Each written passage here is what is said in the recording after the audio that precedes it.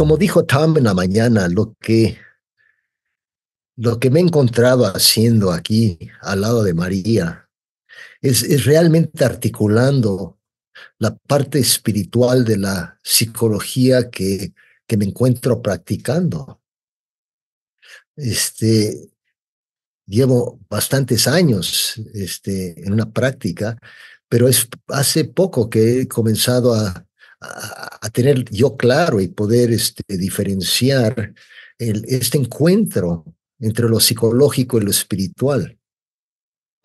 Como pequeña introducción, quiero hablar de cómo desde que tengo memoria, la verdad, mi interés, por no decir mi pasión, ha tenido que ver con la transformación.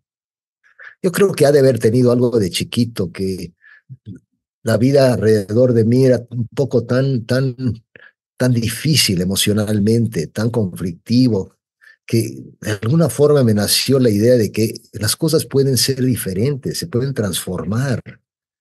Sí, y la transformación es personal y más que personal. Hay algo que, que al ver alrededor de mí, al observar la naturaleza externa, darme cuenta que está en continua transformación. Entonces no sé si fue mi naturaleza, mi carta astral, un tema de herencia, ya sea genética, psicológica, pero a lo mejor es un encuentro de todas estas, pero me ha llevado desde chiquito estar muy interesado en otra palabra para la transformación, que es el cambio. O sea, cómo cambian, en qué consiste el cambio.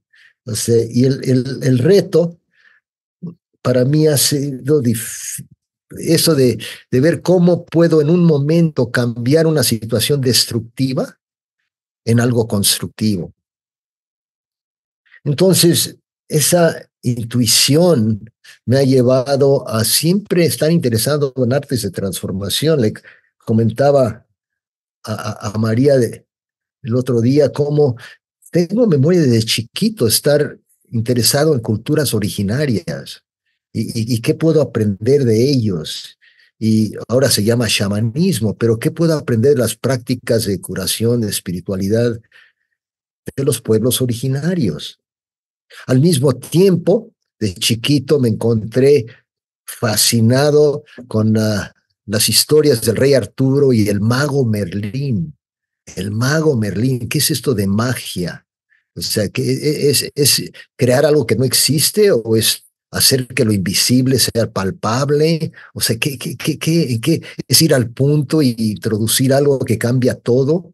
O sea, ¿qué es esto de magia? Y Merlín, Gandalf en El Señor de los Anillos, la magia en general, hasta que llegué a la alquimia, pero se me hacía algo muy abstracto hasta que un buen día me topé con Jung.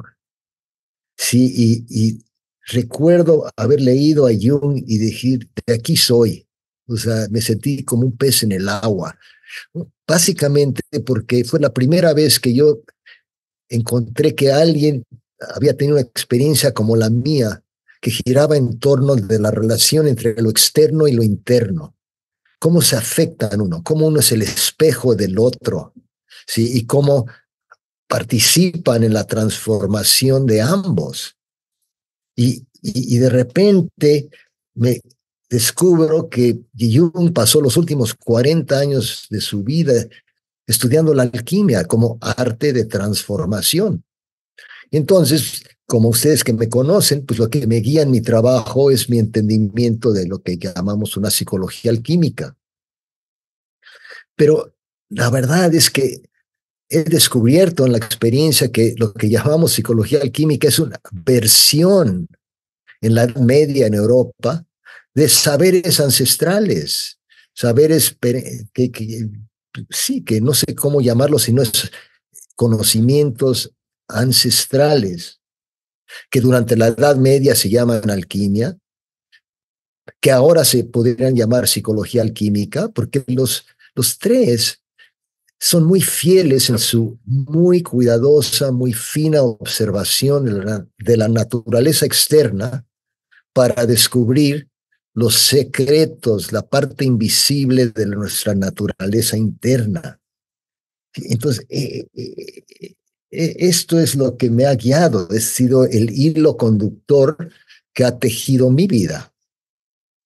Y de allí les quiero compartir algunos puntos. Primero, un poco, o sea, a nivel más mental, reconociendo que en pueblos originarios al día siguen vivos prácticas que se hacían en la Edad Media, que se llamaba alquimia, pero se hacen desde que tenemos memoria de ellos. ¿Sí? Entonces, ¿qué es la parte psicológica? ¿Qué es la parte espiritual?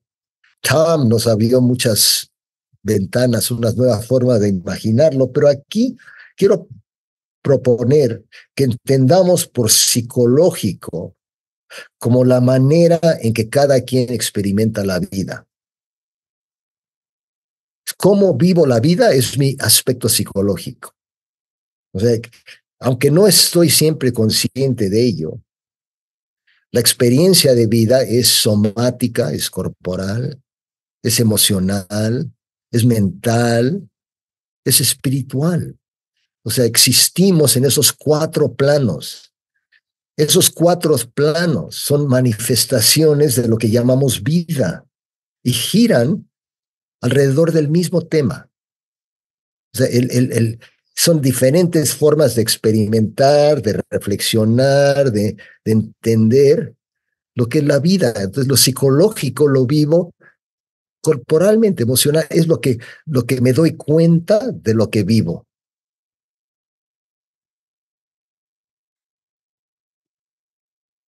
Lo espiritual,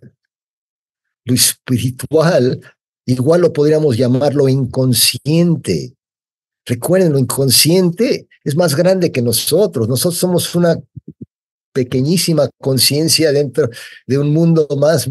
El ego quiere sentir que domina, pero estamos mucho más inconscientes que conscientes. Sí, lo inconsciente también es lo invisible. Lo inconsciente y lo invisible también es lo inesperado. ¿Será que estas son cualidades de lo que llamamos lo espiritual? Que una forma de entender lo espiritual más allá de una idea abstracta es que es lo invisible, que es lo inesperado, ¿sí? Que es de lo que no estoy consciente. Ahora, hay una observación. Faltó decir que lo inconsciente, lo espiritual es lo que no controlo. Esto es importante, ¿sí? Porque no lo controlo. O sea, el mundo espiritual, el mundo invisible, es autónomo. Tiene sus propios deseos, sus propios fines, sus propias intenciones. ¿Sí? Es independiente, pero a la vez en continua relación. Igual que externo e interno, igual que literal, metafórico, igual que visible e invisible. Los dos están siempre, siempre presentes.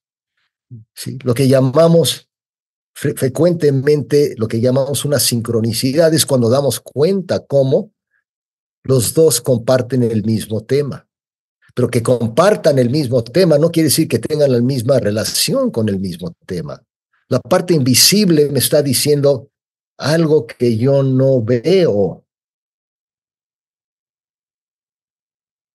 Lo interesante de la sincronicidad, ese encuentro con algo externo e interno a la vez, entra el ego. ¿Qué implica? ¿Qué hago con eso? Digo, es una sincronicidad. O digo, ¿cómo interpreto? No, no, no, no, no. Es otro tema, pero ese encuentro es una oportunidad de ver realmente qué no estoy viendo de lo que estoy viendo.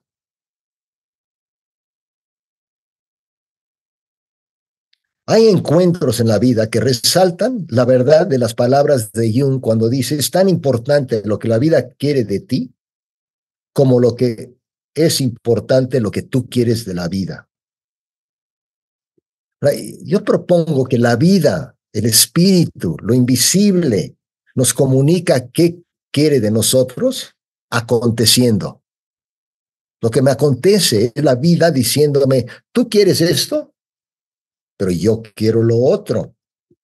Más que obstáculos, una psicología espiritual considera que los contratiempos, los obstáculos, son necesidades que realmente quieren que tomemos en cuenta algo que no estaba planeado en nuestra vida. Algo inesperado viene y si lo pensamos en energía, o sea, la energía de alguna forma se manifiesta y me quiere mover, como decía en la mañana María Tam. O sea, energía es movimiento. Sí, y o se atora o se desboca o me llevan a alguna dirección. ¿En qué dirección me está llevando este contratiempo? Esa sería una forma psicoespiritual de ver la vida. En vez de que, órale, el héroe que tiene que vencer el obstáculo o el que fracasó y no lo logró, más bien, cómo redireccionó mi vida, cómo esa cosa que aconteció inesperadamente, que no puedo ignorar, redirecciona, lo tengo que tomar en cuenta. Ante el dolor, ya sea físico, emocional, mental o espiritual, un curandero espiritual dice, los curanderos aquí en Oaxaca, ante un dolor, ante un miedo, ante algo que no puedo cambiar, esa lucha interna, ¿saben cómo le dicen los maestros aquí en Oaxaca y en Yucatán, que también me enseñó mucho? Rezando, rezando, rezando, rezando. O sea, cada cosa que es un obstáculo es una oportunidad de conectarme con algo que yo no veo, pero que me es indispensable. Más que quejarse, una actitud espiritual es una que ve el obstáculo, el contratiempo, el nudo, como una llamada para improvisar. Más que un reto, un desafío, el desafío se convierte en ahora, ¿qué voy a construir trabajando con la realidad que tengo enfrente? ¿Cómo puedo vivir en la realidad? Si, ¿cómo puedo entender que la improvisación no es hacer algo a la carrera? Improvisar quiere decir, tomo en cuenta la realidad que tengo enfrente y a ver qué hago con ello. Sugiero que esa es una forma de aterrizar una psicología espiritual.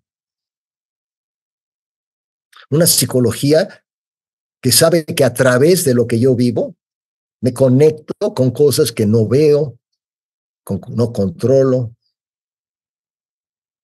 Y terminando esta pequeña sección, me refiero a los maestros de pueblos originarios que me han enseñado a imaginarme como que el espíritu es el que le da la vida a todo, mientras el alma, la psique, es la manera en que esta fuerza de vida toma forma en mi experiencia.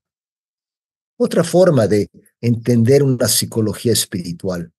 Espero haber sido más o menos claro. Ahora, yo me conocen que Jung, que Hillman, psicología arquetípica, alquimia, pero como comencé esta plática, mis primeros maestros realmente fueron de los pueblos originarios. O sea, desde siempre. Yo creo que mi lado alemán, mi lado águila, mi tonal, lo que muestro al mundo, pues pues no puedo esconder mi lado alemán, pero mi lado mexicano, con más razón, me ha traído siempre. Yo quería ser moreno. Mi abuela materna, mi bisabuela que nació aquí en Oaxaca, de aquí soy. Es curioso, nadie me toma como mexicano. Nadie, sí, me dicen que sí, pero no. menos, curiosamente, en pueblos originarios. En mis experiencias, ya sea en Yucatán, en Oaxaca, un poco en Veracruz, es curioso porque allí no te juzgan por tu color, o sea, sino cómo eres, cómo te presentas. Y desde mucho me ha traído mi abuela, no era curandera, pero los tecitos que hacía, o sea, y ahorita platicando con María dice, ¿por qué no platicas un poquito acerca de tus experiencias con los maestros nativos, indígenas que le llamamos hoy en día? O sea, prefiero pueblos originarios. Y les cuento un poquito el tema. No tengo bien el tiempo, tengo media hora todavía. María está por allí, pero Sí, Sven, sí, tienes todavía de aquí a las 12:15, más o menos. perfecto. Miren, yo me encontré formándome como psicoanalista junguiano en el Instituto Junguiano de Boston y tuve la oportunidad de trabajar con un psicótico, o sea, de acompañar a un psicótico. Y estoy hablando de qué habrá sido 1982, 83, que sin tanto detalle tuve la oportunidad de ver cómo una crisis psicológica contenía en sí la posibilidad de un despertar espiritual. Tuve mucho éxito con esta persona. O sea, los detalles son para otro día, pero lo acompañé los más o menos 40 días que sigue una psicosis la primera vez y aprendí mucho y terminó el joven transformándose, literalmente convirtiendo su crisis psicológica en un despertar espiritual. Y ese éxito pues, fue algo que me dio mucha confianza y cuando escucho que hay una conferencia en Suiza sobre el diablo que tenemos adentro, dije, no, pues aquí me toca sacar la mano. Entonces me aceptaron yo compartir el éxito del caso que había tenido, etcétera. Pero encontrándome en Suiza, hablando y hablando y hablando, estaba como un pez en el agua, me encantaba, pero hubo un momento, no sé, un momento yo lo considero ahora espiritual, como que una voz, me salió una voz a donde dije, ¿saben qué? En vez de hablar y hablar y hablar, ¿por qué no vienen a México? Los invito a México a experimentar cómo se encuentran los contrarios, a vivir estas cosas en vez de hablar acerca de ellos. Y para no ser el cuento demasiado largo, terminaron eligiéndome. Aunque parte de lo que ofrecí para que me eligieran, que organizara este evento, era evento importante en la época, con analistas en formación, pero lo que creo que ganó es que ofrecí que yo traería a curanderos, a chamanes, como le llaman hoy en día, pero prefiero curanderos espirituales a la mesa. Les dije, les prometo ir a Yucatán, a un lugar a donde la selva y la civilización se encuentran y habrá un encuentro de verdad, con curanderos. Me eligen, pero ¿qué creen? Pues yo estaba hablando de algo que yo añoraba, pero no de algo que yo ya sabía. Otra vez, mi intuición se adelantó a mí, pero ya comprometido, ¿ahora qué tengo que hacer? Pues ahora tengo que conocer de veras estos curanderos. Entonces ahí me tienes, eh, pues casi viví un año en Yucatán. Pero ¿qué pasa? Les quiero contar cómo llegaba. Yo llegué a Valladolid y luego pues me adentré al mundo maya. Sí, estoy en un pueblito, no sé qué conocen, Espita, cerca de Valladolid, y me detengo a tomar un refresco y comienzo la plática. Oigan, ustedes cuando se enferman, ¿a dónde van? Me dicen, no, pues a la clínica. Y yo decía, sí, sí, pero cuando la clínica no les cura, ¿qué pasa? Y dicen, ¿usted se refiere con una dolor, una enfermedad del alma? Y dije, sí, sí. ¿Usted por qué quiere saber? No, no, bueno, yo trabajo con sueños y me interesa mucho y quiero aprender de... ¿Sueños? Te cuento mi sueño. Para no hacerlo más largo, al ratito que la mamá, abuela, este señor raro que cuenta sueños. Y a las 2 o 3 horas yo estaba ya en la cocina, una experiencia parecida, diferente a lo que habla María. O sea, en estas visitas a ir allí al pueblo a convivir y aprender, a compartir, ¿sí? A realmente estar allí con ellos. Entonces, ¿qué pasa? Conozco a una persona, conozco a otra persona, la maestra Maura.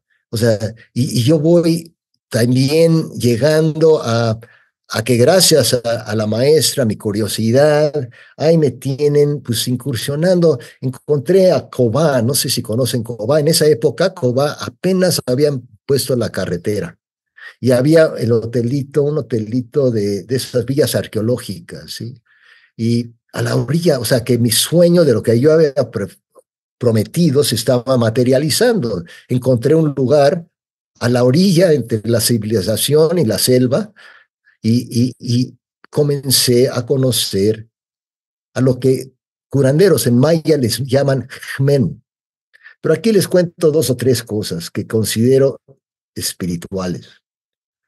Además de ir y conocer a estos hombres de los cuales les contaré más, pues quise cubrir la parte más oficial. Entonces, el Instituto Indigenista tenía otro nombre en esa época, pero el director era un doctor Balam. Ahora, aquí hasta me da pena confesarlo, porque si hubiera sido un poco más listo en un sentido, más racional en un sentido, yo hubiera ido al diccionario y ver qué quiere decir Balaam y me hubiera enterado, pero no, no sé si ingenuo o más queriendo experimentarlo que leerlo, pues yo nomás iba paso a paso. Entonces hago una cita con el doctor Balaam y ¿qué creen? Me despierto esa mañana con un sueño. En el sueño veo que se me presenta de repente un tigre. Y antes de que pueda yo reaccionar, el tigre como que me agarra del brazo y me dice, ven, te voy a enseñar a descubrir los secretos de la noche y la selva. Y me despierto. Rápidamente anoto mi sueño y voy corriendo a mi cita para no llegar tarde con el doctor Balam. Hasta me siento ingenuo, ¿no? Pero llego y buscando conversación, cuando me encuentro cara a cara con un señor bien raro, un señor que un ojo ve por un lado y el otro, y ya sé que estoy con alguien que de entrada está viviendo paralelamente en 2 realidades, ¿sí? Y medio nerviosón, le digo, ¿qué quiere decir Balam? Me dice, tigre.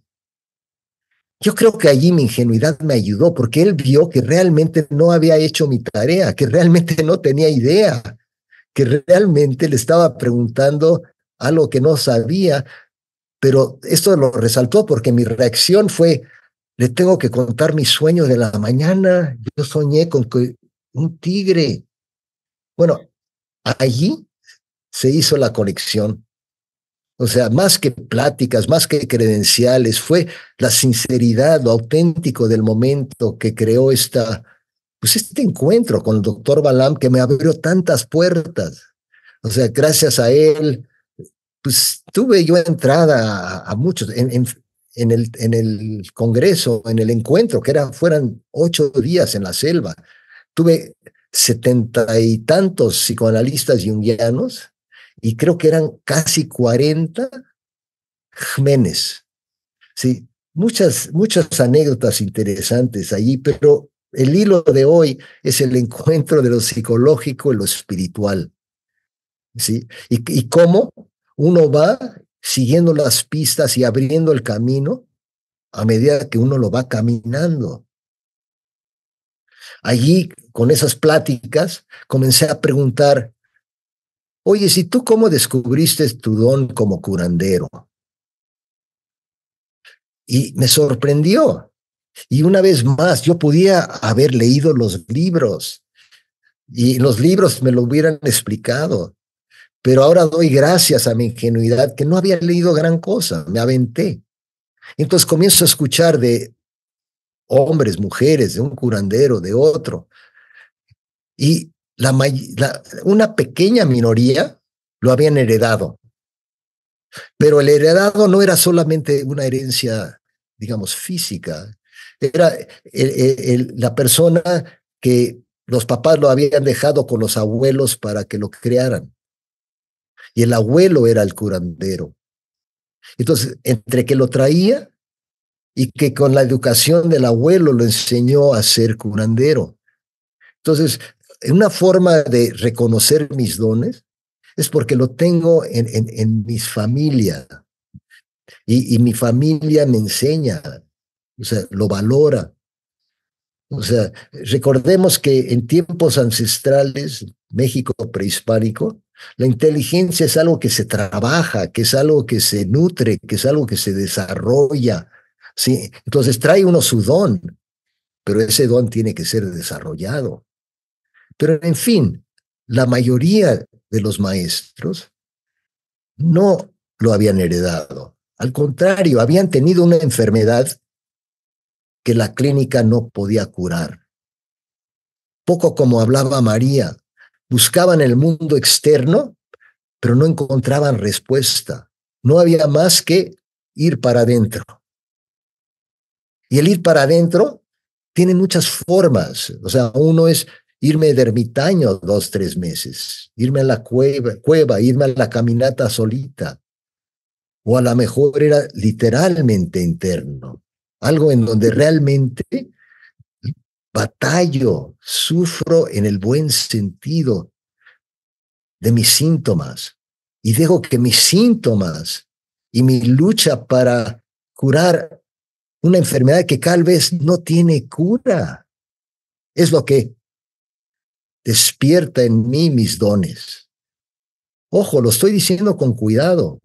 En el lenguaje de la alquimia, uno de las, digamos, precursores del curandero es el curandero herido.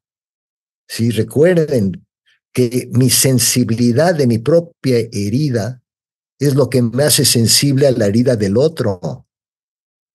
Eso es un verdadero empatía, ¿sí? Un ejemplo, Don Dado en el selva de Yucatán, en el medio de la península. Le pregunto, y Dado, ¿usted cómo descubrió sus dones? Dice, es que encontré unas piececitas de piedra con unos como jeroglíficos y no entiendo qué quieren decir. Y yo veo las piececitas, me deja ponerlas en las manos, tienen mucha energía, se las regreso, las guarda, pasan algunos días y no digo, oiga, don Dado, ¿no quiere usted entender lo que dicen esos jeroglíficos? Y para mi sorpresa me dice, pues quiero sí, pero ojalá nunca los descubra, porque si descubro la respuesta ya perderé mi don. O sea, el don no es algo que viene del yo, es algo que viene, y esto es clásico en la psicología arquetípica, ¿eh?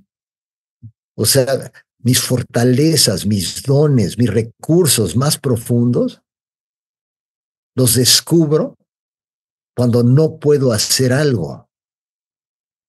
Mi inferioridad es mi iniciación a mi individualidad. Mi dolor es lo que es únicamente mío.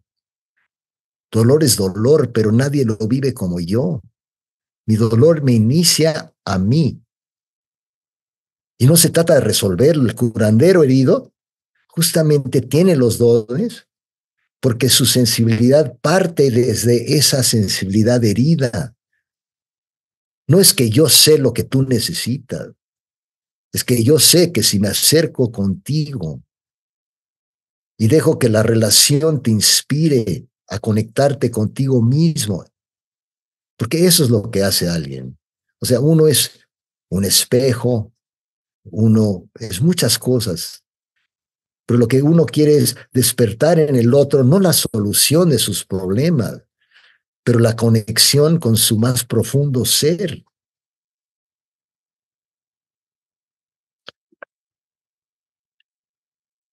Sí,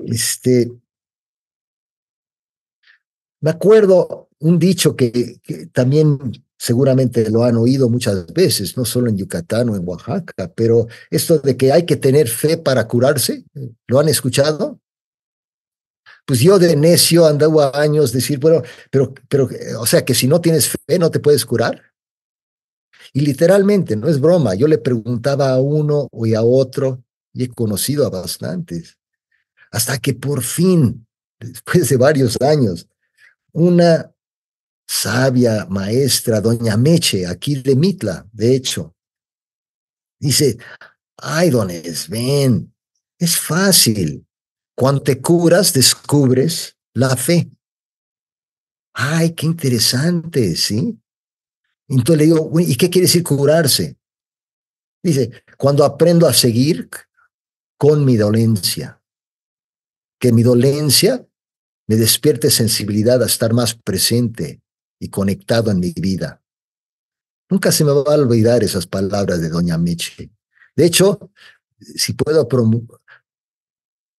aquí presumir un poquito, esa doña Meche me tomó suficientemente y después de un tiempo me regaló mi collarcito, que viene de un entierro de ahí de Mitla. Se lo agradezco, no solo el collarcito, pero el collarcito me recuerda de las enseñanzas que tuve con ella. Cuando te curas, descubres la fe. Ella también resaltó algo que sabemos, pero que el trabajo es interno. O sea, cuando hubo una sesión con ella, era interesante porque me acuerdo la primera vez que fui con ella y sin hablar mucho, me sienta enfrente de él, casi rodilla en un banquito bajo a la tierra, digamos, los dos en un banquito, y rodillas, mis rodillas tocando sus rodillas, y en sus rodillas tiene una vasija, ¿no? Una olla grande con agua. Entonces ella me da unas semillas en la mano y me dice, reza, como Dios te da a entender. Entonces yo agarré las semillitas y rezo. O sea, como lo entiendo hoy, tiene que ver con lo que estaba hablando Tom, con intención. Sí, no que busco, sino que estoy abierto para encontrar. Comunico mi energía, lo hago como bien mejor puedo y echo las semillitas al agua, caen al agua. Y doña Meche, que era analfabeta, decía, ajá, aquí veo una P, ha de haber peligro en tu vida. O sea, mi mente racional dice, no, pues una charlatana, ¿sí? Pero luego me va hablando y me va haciendo preguntas. Y me dice, usted cree que vino para usted, pero realmente vino usted por una preocupación que tiene con su hija, que acaba de tener un accidente. O sea, ¿cómo puede que esta señora vaya de algo tan básico, tan incomprensible, a percibir algo tan cierto? Y me dio palabras de orientación, de cómo abordarlo. Me fui muy movido. Yendo de Mitla o viniendo de Mitla, de repente se poncha la llanta. Tenemos que parar, ¿sí? Tengo el coche, veo la llanta, no tengo gato. Ay, ay, ay. Pero de repente vi una camioneta que nos vio parados allí y se detiene para ayudarnos. ¿Y qué creen? El nombre que estaba arriba en el rótulo del camión, Mercedes. O sea, por si yo había tenido duda de la enseñanza que había recibido, o sea, a nivel espíritu, a nivel energético, no quedó en la casa de Meche. Aquí un recordatorio, o sea, hablé de cómo interpretar una sincronicidad allí, es toma esto en serio. Una gran maestra. Y de allí me acuerdo hablando mucho ella de cómo haces el trabajo interno para lograr el efecto externo. Sí, eso es una cosa clásica del chamanismo, de los saberes ancestrales, ¿no? No puedo cambiar el mundo, pero no sé que el mundo me cambie a mí, pero con lo que el mundo me da, esa es mi tarea, trabajo con lo que me da. Y ese trabajo con lo que me da va a tener un efecto afuera. No lo voy a repetir aquí, pero si les interesa, lean la historia de Jung del hacedor de lluvias. Sí, fue Richard Wilhelm el que tradujo el I Ching, el primero que tradujo el I Ching. Es un alemán chino. O sea, Wilhelm, su papá era alemán, pero mamá china. ¿Sí? Entonces, él había oído de un curandero que había ido a un lugar de sequía, años de sequía, muriendo los animales, muriendo la gente. Generalmente el curandero no sale de su área, pero era tan alarmante, tan emergente, que lo convencieron a ir al pueblo, al centro de esta área, para pues, ver si podía hacer que lloviera. Y Richard Wilhelm, muy curioso, dije, no, pues yo quiero estar allí. Entonces está él allí, y la versión, si lo buscan en internet, lo encuentran varias versiones. La que yo me acuerdo, de la que yo leí, es que se encontró allí cuando llegó el chamán y le dijo, oye, es la comitiva, ¿no? Saludándolo, tal, pero a los 15, 20 minutos el curandero dijo, ¿saben qué? Ya no quiero más, ya necesito estar solo, denme mi chocita allí al lado del pueblo, denme agua a tomar, pero déjenme solo porque hay tanta envidia, ruina, contradicción, traición aquí que ya me está afectando. La energía del mundo afuera está tan fuerte que me está descomponiendo adentro. Para no hacerlo largo, 3 días comenzó a llover. Richard Wilhelm va con el Señor y dice, ¿cómo lo hiciste? Porque no solo llovió, si no recuerdo mal, hasta granizó. ¿Sí? Entonces, ¿qué pasó? ¿Cómo lo hiciste? Y el chamán, el curandero, parece que le contestó, pues fue difícil, porque las energías externas eran tan fuertes que me estaba descomponiendo. Me tardé, imagínate, 3 días para encontrar un equilibrio, una armonía interna. Cuando yo lo logré, cuando la vibración de mi conexión fue suficientemente fuerte, comenzó a resonar con el mundo de fuera. Y la armonía interna trajo armonía externa y pudo llover. Esa es una historia muy junguiana, la conté brevemente, pero con Meche me enseñó así poco a poco cómo dejar de quejarme, no perder tiempo en lamentar, sino enfocarme en lo que decía hace un ratito, en qué hago con lo que tengo para crear algo nuevo con ello. Aquí viendo mis notas, el señor Enedino, que algunos de ustedes conocen, hay otra que creo que puede ser valiosa.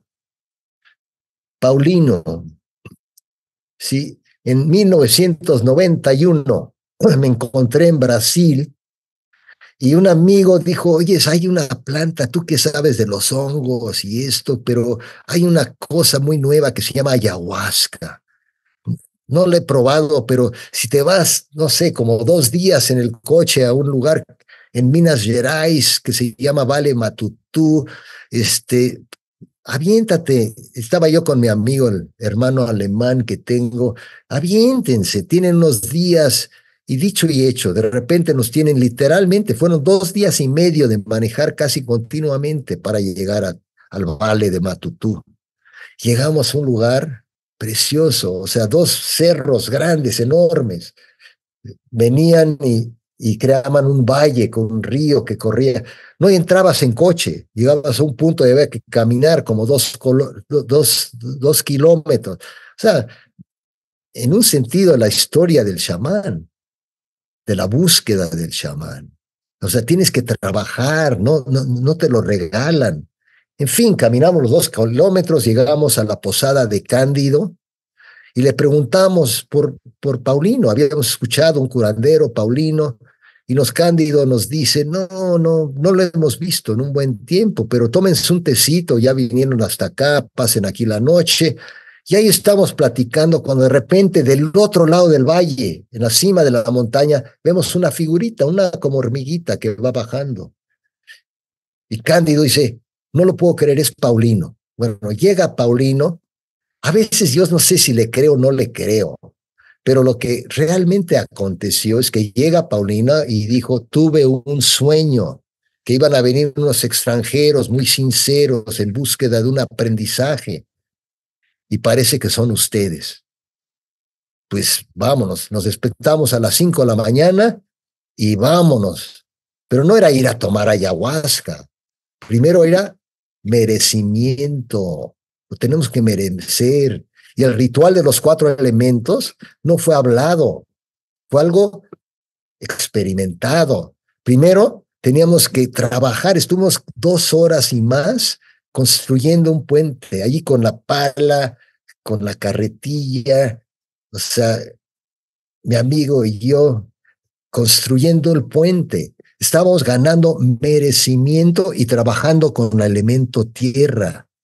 Yo creo que los dos más o menos nos comenzamos a dar cuenta de que se trataba de esto, porque subiendo otra vez la montaña después de esta experiencia con sudar y terrenal, etcétera, pues ¿qué pasa? Pues comienza a llover. Una de esas lluvias montañosas tropicales, nos empapamos, elemento agua.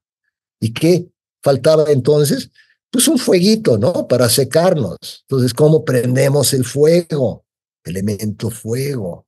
Ya sabíamos, Hannes y yo, sin hablarlo, que ya estábamos en el ritual, que no era hablar de los elementos, estábamos viviendo la iniciación de los elementos hasta llegar a la cima de la montaña. No les miento, no les exagero, teníamos que agacharnos por las águilas que pasaban para que no nos chocaran, o sea, y la vista, aquí Yerbalagua, Oaxaca, podría ser parecido, pero como lo recuerdo, no lo voy a comparar, pero impresionante, elemento aire, para lo cual podríamos decir que Paulino dice, está listo, pero primero tenemos que pedirle permiso a la comunidad de Santo Daimon, porque nosotros queríamos experimentar la ayahuasca no en un grupo, no danzando, queríamos estar a la orilla de una, o sea, romántico, pero pues ahí estábamos, el río, la catarata, la selva, queríamos solitos al lado del río iniciarnos en esta cosa que se llamaba ayahuasca. Pedimos permiso, nos los otorgaron y ahí nos encontramos a la orilla del río, una chocita que hicimos nosotros, y don Paulino dice, pues ya casi, ya el merecimiento casi se lo han ganado, nomás falta que me contesten una pregunta, y la contestación de esta pregunta va a determinar si les doy o no ayahuasca y cuánto le doy. Quiero pausar un segundo, pero la pregunta que él nos hizo, cuya respuesta iba a determinar lo que iba a pasar o no pasar, era la siguiente: ¿cuál es tu relación con Dios? Aquí quiero pausar 30 segundos. Si tú quisieras tomar el ayahuasca y el curandero dice que el tomarlo no depende de tu respuesta a esa pregunta, ¿qué contestarías? ¿Cuál es tu relación con Dios?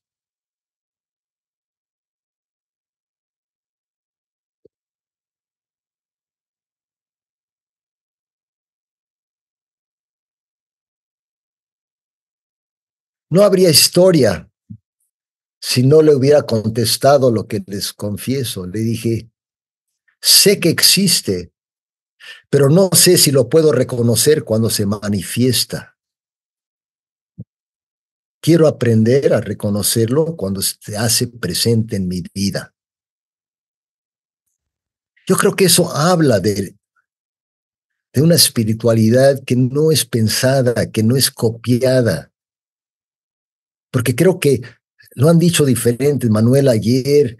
O sea, yo creo que una espiritualidad de la cual estoy queriendo inspirarlos es cuando te conectas contigo, cuando no dejes que la mente te confunda, cuando verdaderamente vas adentro, te conectas contigo y dejas que esa conexión vibre, resuene con lo que está pasando alrededor y desde ese lugar de autenticidad, lo quiero decir, respondes. Para mí esa es una psicología espiritual. No que no vivo muchas cosas, pero no los tomo personal. Toda la experiencia de vida es personal. Como decía don Juan, el primer reto es poner al lado lo personal, que es complicado porque lo vivimos personal, lo vivimos psicológicamente. Esto me afecta, esto no me gusta, esto me despierta. Es a través de lo personal que tenemos acceso a unas verdades que no nos podríamos imaginar si no fuera que la vida nos diera la experiencia, que nos da la oportunidad de una conexión práctica, mundana, que me permite seguir adelante, caminando, buscando y encontrando un sentido a mi vida. Creo que el tiempo se me está corriendo y quiero dejar unos momentos para preguntas o comentarios. Yo tengo una pregunta. Adelante. Si de todas las personas, curanderos y curanderas con las que ha estado, si pudiera usted resumir una enseñanza o la enseñanza primordial de cada uno o de cada una, ¿cuál sería? A ver, ¿quién me está? No, no veo quién me está. Soy Max. Hola, Max, ya te veo. Ay, Max, es lo Yo que, sé que, es lo que llevo 40 minutos tratando de hacer. Este, sí, de hecho, estoy escribiendo sobre esto y hice la lista y son muchos. No me había dado cuenta. O sea, la dicha de vivir una larga vida, tengo 75 años, que es que si la aprovechas puedes haber hecho mucha cosa. Y sí son muchos. Creo que conté como 25 y tengo la tarea de qué aprendí de cada uno. O sea, te agradezco la pregunta, pero he intentado en mi presentación de hoy de resaltar algunas de las cosas que creo que son interesantes y ojalá inspiren a que los inspiren de alguna forma. claro. Poder contestar mejor. Adriana y luego Marina. Ay, sí, muchas gracias, Sven. Bueno, pues aquí ando en la locura, pero a mí que tuve la oportunidad de, aunque sea, bueno, sí estuvimos un buen rato en Mitla, me está resonando y resonando. Yo sé que ya compartiste. Si pudieras algún detalle, yo sé que hay muchos de Doña Meche, está como fabuloso, algo que por ahí se pueda, eh, pues no sé, seguir compartiendo y muchas gracias. Ay, sin ser grosero, pero me imagino que don Juan diría, ¿por qué siempre quieren más y más y más? O sea, nana, primo. lo que a mí me gustaría enseñar es que más que aprender del otro, parte del espíritu de McQueen es que les enseñamos a aprender de sus propias experiencias. Claro, les damos pistas, claro, les damos tips, pero creo que es importante no lo que el otro me diga, sino lo que yo descubro. No sé, es mi forma de responder así bote pronto, pero gracias por incluir. Marina.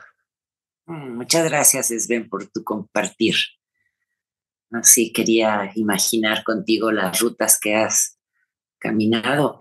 Y creo que en cada narración, en cada encuentro de cada curandero, de cada maestro que has encontrado de estas tierras de los pueblos originarios de América, creo que está muy implícito, ¿no? Pero primero creo que tu actitud de ir con humildad, sin tanto texto, a aprender a reconocer, aún con las dudas intelectuales del raciocinio que predominan muchas veces. Entonces, pues eso yo primero creo que es como del primer paso, el aprendizaje que se muestra en esta narración de tus experiencias, es la humildad con que se llega, ¿no? No llegar llenos, sino vacíos, a ver qué. Después, así como en el acto de la minga o del bajo o del tequio que les pusieron a hacer, es implícito la reciprocidad. O sea, no vengo a tomar, sino realmente no. Y como también nos prueban la resistencia. Entonces, así nuestras propias resistencias, ¿no? Con doña Mercedes, yo uno de mis 3 nombres que tengo soy Mercedes, entonces hoy hice clic con el camión que aparece, pero también ahí van sucediendo cuando nos involucramos en estos mundos que vamos abriendo como un portal a que la magia sucede.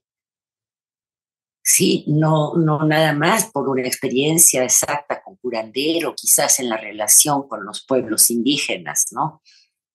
Nada más así como me recordó este nombre de Mercedes. Alguna vez yo iba, porque me habían invitado a la meseta Purépecha, a ser jurado de un concurso de artesanías, cosa que me encanta, ¿no? Sobre todo si es muy metido en la sierra, mientras más adentro, pues más interesantes. Y donde iba con una amiga, mujeres, entre comillas, pero la meseta Purépecha es un poquito, pues, no peligrosa, pero solitaria. Ahora sí, con las situaciones de México que se viven, pues sí, es peligrosa. ¿Y dónde se descompone el coche? Híjole, yo empecé como a rezar por dentro. Ay, Gran Espíritu, mándame un ángel, ¿qué vamos a hacer? ¿Qué vamos a hacer aquí metidas en la nada, no? Pasa un taxista, se para, con un plástico nos amarra para llegar al próximo pueblo, la fuguita que traíamos. Ya váyase, sí va a llegar, va a ver. Oiga, ¿y cómo se llama? Ángel. No, mandaron un taxista, alguien que nos auxilió, pero entrar a estos mundos creo que se abren portales a la magia, ¿no? Y es lo que va operando y también ir venciendo nuestras resistencias. Entonces, pues gracias por compartir y gracias por abrir este espacio muy visionario. Yo creo que en estos tiempos es muy importante todo lo que están compartiendo. Pero Ay, sí, está a veces ciega, pero es delicioso irla encontrando, ¿no? sí, gracias por tus palabras, Marina. También hemos caminado muchos años y te considero también una gran maestra. Gracias por tus palabras, pero para ir cerrando, no quiero quitarle la oportunidad a los que no han hablado, que es Alma, Claudia, Guillem, Lau, a lo mejor por el tiempo, pero las que no han hablado, porfa, Claudia, primero. Sí, gracias. Mi pregunta es si podías compartir algo, qué te ayudó a ir enlazando las diferentes enseñanzas, aprendizajes, el tiempo que compartiste con maestros, curanderos, inclusive tus sueños, ¿verdad?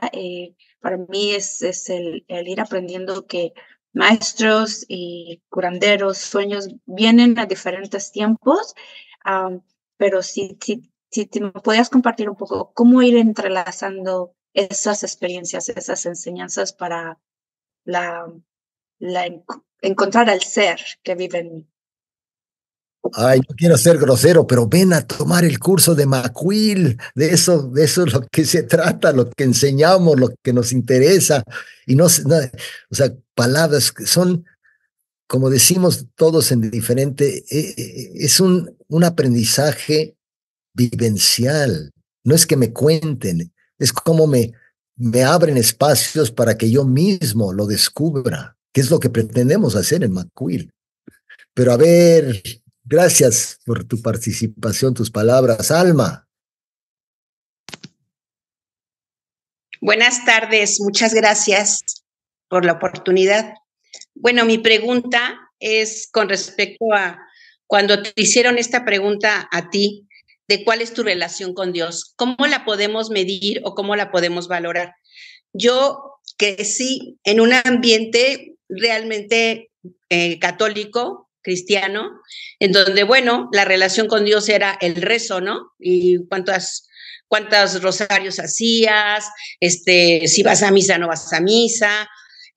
Finalmente yo descubro para mí que eso no es la conexión con Dios, no es la espiritualidad. Y descubro otras formas, otros medios en donde pues tampoco es ir dando limosna en el camino, tampoco es ir conmiserándote de las personas que son iguales a ti, que tienen el mismo valor y que los puedes mirar de una manera grande y que no les puedo yo estar ofreciendo algo que ellos se pueden ganar, como reafirmando su inferioridad en cuanto a lo que pudieran hacer. Y que bueno, a mí la gente eso me lo tacha como falta de empatía, falta de cuidado, pero yo veo a la gente y digo, es que esa persona puede ganarse el pan con su trabajo, puede hacer otro tipo de cosas. Y así me lo definen a mí, ¿no? Bueno, es que tú eres muy egoísta. Y cuando tú haces esta pregunta, inmediatamente yo dije, bueno, ¿y cuál es mi relación con Dios? O sea, ¿cómo es mi relación con Dios? Porque yo trabajo conmigo, yo trabajo con mi familia, veo por mi familia, cuido las más cosas que se puedan. Sin embargo, ahí sí pude yo sentir así como que desde dónde defino y desde dónde definen, pues no sé quiénes, ¿no? Pero en este caso tú y la persona con la que tú te relacionaste, que te hace esta pregunta, la relación con Dios, ¿desde dónde? ¿Cómo la podemos definir? ¿Desde dónde la podemos valorar? Ok, gracias por participar. O sea, Gracias. primero te digo cómo no hacerlo. El cómo no hacerlo es a través de un proceso mental. El proceso mental te va a engañar. Está muy alineado al ego y al control. No lo vas a encontrar así. A donde sí lo puedes encontrar es una conexión profunda. Tú usaste la palabra cómo podemos valorar. Yo te diría muy simple, si es efectivo o no, si cambia algo o no, si transforma algo o no, si el yo cree que yo lo tengo que hacer, pero el que necesita la transformación es el yo. O sea, ¿cómo puedo estar tan en el momento que me conecto y con lo que me conecta cambia algo, transforma algo? Esa es mi versión corta, pero gracias por tu compartir. El tiempo no nos permite y ojalá nos veamos por Macuil, porque eso es lo que hacemos en nuestros retiros, eso es lo que hacemos en nuestras aulas. O sea, lo hacemos, pero no tanto explicándoselos, sino abriendo la posibilidad de que lo descubran por sí mismos. O sea, esto es creo que importante, pero ya se me acaba el tiempo, Guishen, para que no te quedes fuera. Muchas gracias. Yo solo quería preguntarte si has platicado de esto con tu niño interior, de esta vivencia, o si recuerdas algo de cuando eras pequeño que esté relacionado con esto que has vivido ahora en estas diferentes etapas de tu vida. Gracias. Ay, es que sabes que esto de niño interior es un esquema que yo no entiendo muy bien, con todo respeto. O sea que no entiendo, no sé, ¿podrías hacer la pregunta diferente? Sí, pues a veces a mí me ha pasado que cuando me relaciono con la energía, hay momentos que recuerdo de mi infancia, ¿no? Que ya viví, que como que ya los había pasado, pero por ejemplo, estar trabajando con el agua, y creo que fue un elemento que en mi infancia estuvo muy presente. Y cuando estamos ahora en la etapa, pues no sé, de adultos, de repente esa sensación está presente en los sueños o está presente en la vida real. No sé si a ti te ha pasado algo así. Es que, con todo respeto, la mente es muy tramposa. La forma que lo organizas pues es para respetar, esa es tu forma. Yo no pienso así, digamos. Pero quiero sumar algo a lo que dices. Un gran tema para mí es cómo no nos engañamos. Sí, y porque es muy fácil engañarse. Y el no engañarme no es que el otro me diga la verdad. O sea, necesito encontrar forma de yo cacharme engañándome. Por eso el tema de la escucha, de la autoescucha es tan importante. Y para mí el antídoto es sustituir un lenguaje conceptual por un lenguaje de la vivencia, o sea, descriptivo. Si describo las cosas, me puedo relacionar con ellas mucho mejor que si las convierto en conceptos, en ideas. Y no sé, yo creo que a mi edad ya no, como ya no sé hacer eso. O sea, yo más bien navego en otro, en una forma más presente, a donde me escucho, te escucho y trato de darte algo para que tú mismo te descubras. Mejor forma que puedo responder. Ya tenemos que terminar, pero Lau, no te queremos dejar sin voz para brevemente al punto, por favor. Sí, lo que tú nos contaste es un ejemplo del espíritu de la época del que habla Jung y de que los jungianos viven últimamente como hablando de ello, o esa es otra cosa. ¿Tú qué crees? Me suena que puede ser parte de... Pues ahí está la respuesta. Ay, ay, ay. Gracias por el interés. Siento la buena energía. Espero que les haya sumado a las experiencias de hoy para dejarlos en buen sentido inquietos, con pistas como para seguirse autoconociendo.